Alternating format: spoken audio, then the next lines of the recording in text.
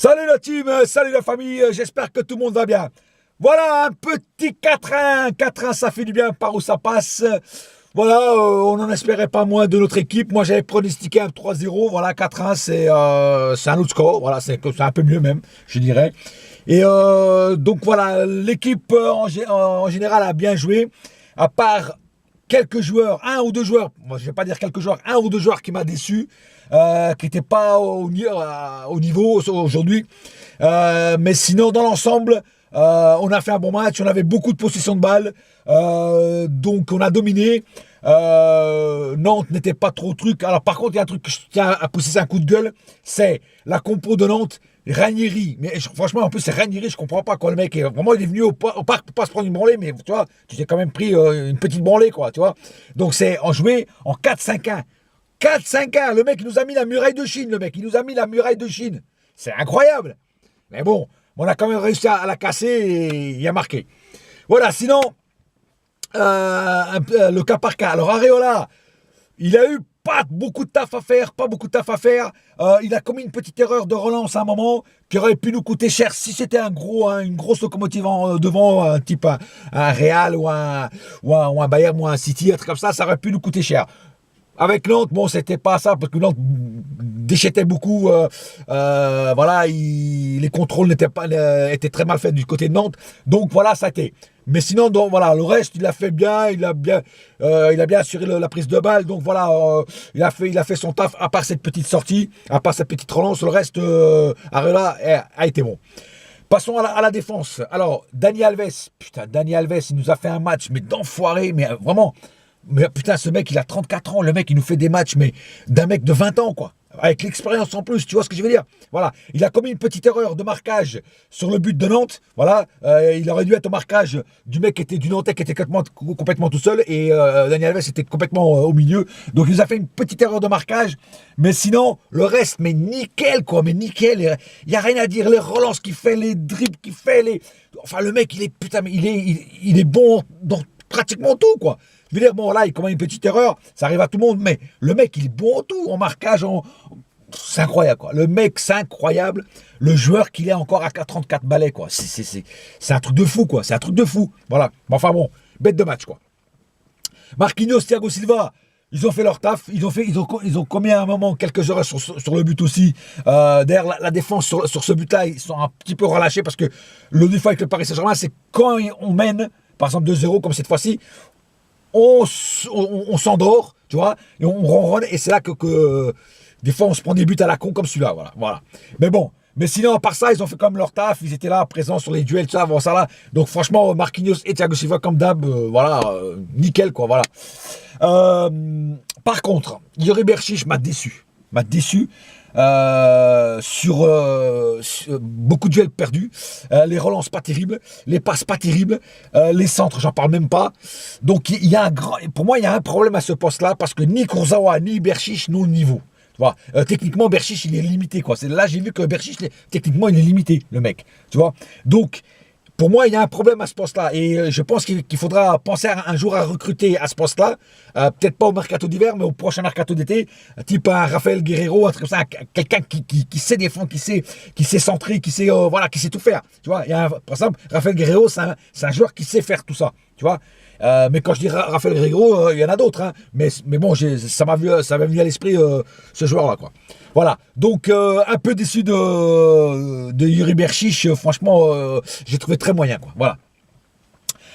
Ensuite, milieu de terrain. Alors, Verratti, mon enfant Verratti, le mec, je croyais qu'il allait nous faire un match dégueulasse par rapport à son équipe, à que l'Italie soit pas au mondial, qu'ils ont été éliminés. Je pensais que le mec, il avait, oh, putain, ça va le travailler dans la tête, il va faire que de la merde parce qu'il a été choqué, il a été marqué que son pays ne va pas au mondial. Mais en fait, non. Le mec, il nous a fait un match, il nous a même à un moment fait un petit show là. Oh, putain, non, franchement, le mec, en fait, le mec, on dirait même pas qu'il a été marqué par l'élimination de son équipe nationale, quoi. Tu vois, c'est le mec, il nous a fait un match comme d'hab. Bonne prise de balle, bonne passe, bon truc, très guerrier sur les duels. Le mec, franchement, nickel. Voilà, alors là, il m'a surpris pour la positive. Voilà, franchement, Verratti, rien à dire. Il nous a fait encore un putain de match Rien à dire. Voilà. Rabiot, pareil. Rabiot, putain, les stats de Rabiot, mais c'est incroyable, le mec. Rabiot, je sais pas combien de possessions de balle, j'ai vu les stats, bon là, je les ai plus en tête, mais le mec, mais c'est incroyable les stats qu'il a pendant le match. Mais c'est le mec qui est partout aussi, qui nous fait des prises de balles, qui va au duel et tout. Rabiot, encore aujourd'hui, nous a fait une bête de match encore. C'est incroyable les statistiques qu'il avait, le mec. C'est incroyable. Voilà, continue comme ça, Rabiot, tu nous régales.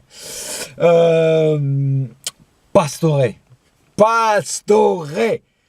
Putain, le mec, il est souvent à l'infirmerie, mais quand il est là, mais putain, il nous régale. En tout cas, il me régale. Je sais pas si vous, il vous régale, mais moi, il me régale. Le mec, il nous a fait un putain de match. Mais putain, c'est incroyable. Le mec, franchement, déjà, le petit but qu'il nous a marqué, là, franchement, voilà, nickel, quoi. C'est vraiment un petit but. Bon, peut-être qu'il y a eu un petit peu de chance et un petit peu de chat, mais franchement, le but, il est magnifique. Il est magnifique. Franchement, Pastore, non, rien à dire.